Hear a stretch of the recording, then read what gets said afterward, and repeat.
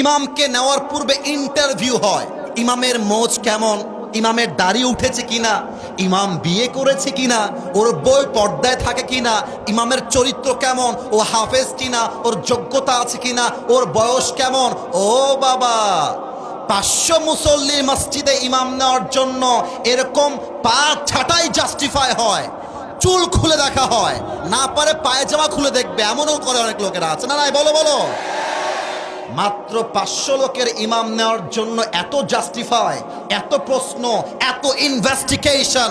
ভোটের সময় আসলে একজন এমপি যে 3 লাখ মানুষের জন্য কাজ করবে, একটা শহরের জন্য কাজ করবে, সেই এমপি গাঞ্জাখোর কিনা, সেই এমপি সুদখোর কিনা, সেই এমপি ঘুষখোর কিনা, সেই এমপি জেনা করেছে কিনা, এটার খবর নেওয়া হয় না। কেন কেন কেন কেন?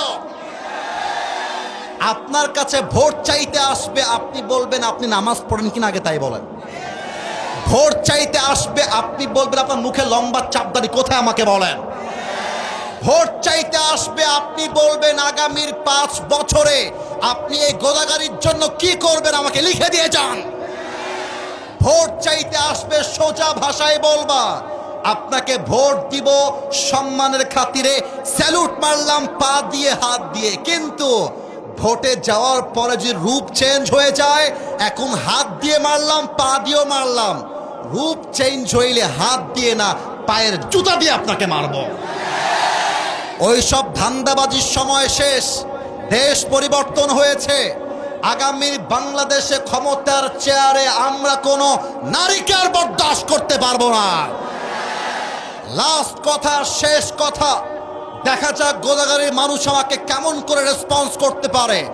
আমরা আগামীর সংসদে এমন একজন প্রধানমন্ত্রীকে দেখতে চাই, যেই প্রধানমন্ত্রী চাইলে দেশের জাতীয় সংসদে দাঁড়িয়ে যেমন বক্তব্য দিবে, আমার দেশের প্রধানমন্ত্রী চাইলে ঢাকার জাতীয় মসজিদ বাইতুল মুকাররমে দাঁড়িয়ে জুমার খুতবা দেওয়ার যোগ্যতাও রাখবে। হাত তুলে বলো ঠিক কিনা। নারে তাকবীর। আল কোরআনের আলো,